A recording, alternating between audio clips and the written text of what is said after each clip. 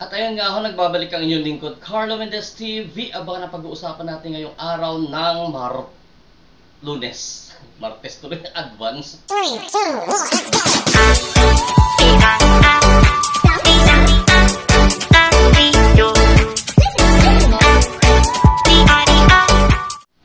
At ayan nga ho guys, ang pag-uusapan natin ngayong araw ng Lunes, ayan, nakita nyo sa background natin na nagla-live si Kent Garcia. Dahil nga, nagre-react siya doon sa mga, medyo na-upset siya doon sa, ano ba to? Nagsasabi na, bakla siya! Oo, di puga kayo, matagal na! Sabi niya dito sa title niya, ayun o. Matagal na ako umamin na bakla ako, idol nyo lang ang sinungaling. Oh.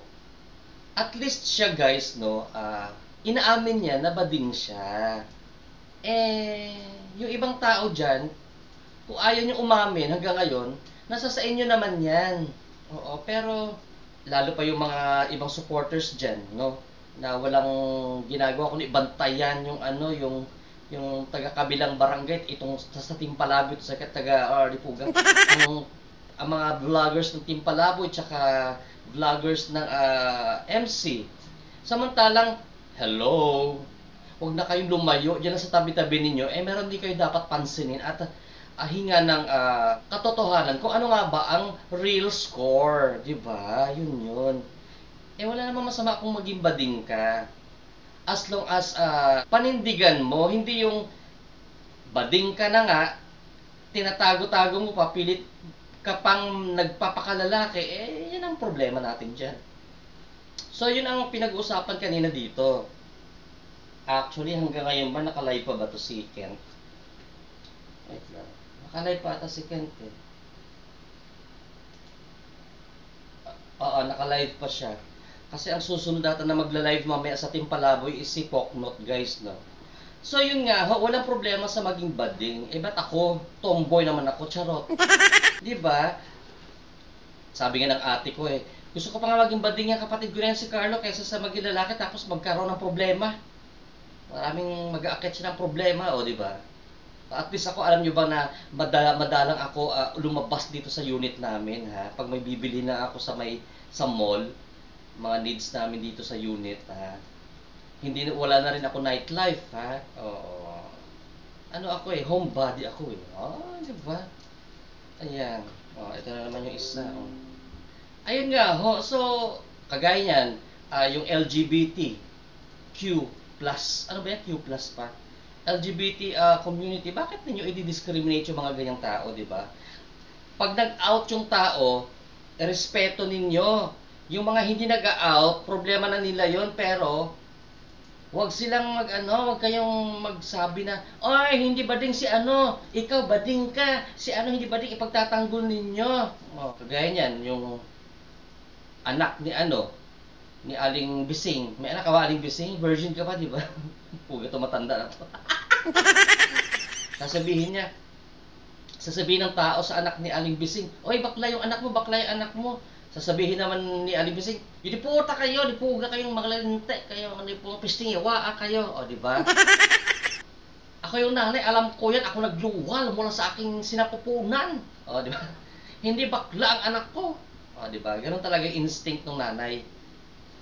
Common na yun sa mga nanay, pero sa totoo lang, hindi naman lahat alam ng nanay. Lalo pa pag lumalaki ni anak niya, malaki na, di ba? So, kung ayaw nyo aminin na kayo ay mga bakla, di wow! O, diba? Pero yung ibang tao, yung babantayan nyo, titirahin nyo, anong bago? O, diba? May krimen ba na maging bakla? Diba? Kaloka, day! Gwapo kasi yung boyfriend ni Kent, na si Enzo. Ayan. Baka type naman ninyo, kaya ganyan, ha? Oo. Alam nga naman, nakita niyo yung dalawang lalaki na magkasama, naghahalikan. Alam nga na, yan, trip-trip lang. Naturang mag-jowa sila. Sinabi naman talaga harap-harapan ni Kent na jowa niya yun. Ano ba? May dapat ba i-explain sa inyo yung tao? So, yun lang ang ating kasi dumating na yung order ko sa Food Panda. Nakikita ko sa screen ng aking phone. And, Keep safe everyone, and huwag tayo mag-discriminate ng mga tao, guys. Hay nako, basta kung bakla ang tao, as long as inaamin niya, good yan.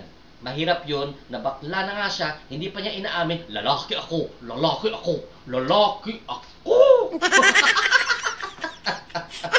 Sa inyo dyan, Carlo Mendes TV is signing off. Keep safe everyone and have a blessed evening to all of you guys. Bye-bye. At ayan na nga ho guys, yung inayos ko na bagong computer desk table natin. Ayan. So ayan na siya. Tapos ito. Tinakpan ko lang yan kasi para paggabi, di maihian ng aso ko. So ayan. Dapat dyan yan sa baba ang processor, ang CPU niya. Aray ko, biboy. Ayan. So inangat ko lang para medyo hindi matalsikan ng ba? Kasi nga, umiihi yung aso ko kapag sarado na yung pinto dito. Diyan. Dito na siya sa loob umiihi. Ayan. So, ayan na siya. Bali, 22 inches tong monitor ko. Ayan. Tapos, ayan na nga yung bago natin keyboard na may LED lights.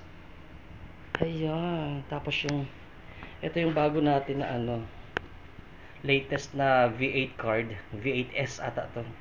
Headset natin. Ayan. Intercom naman yan. Charot. Tapos dinirect ko siya sa router namin. Ito. Diretso dito yan sa router ko.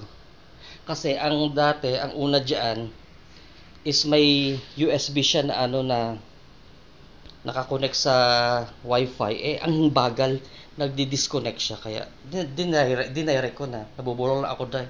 Tupugan. So ayan, di pa ako nakaligpit sa kwarto namin. At least, diba?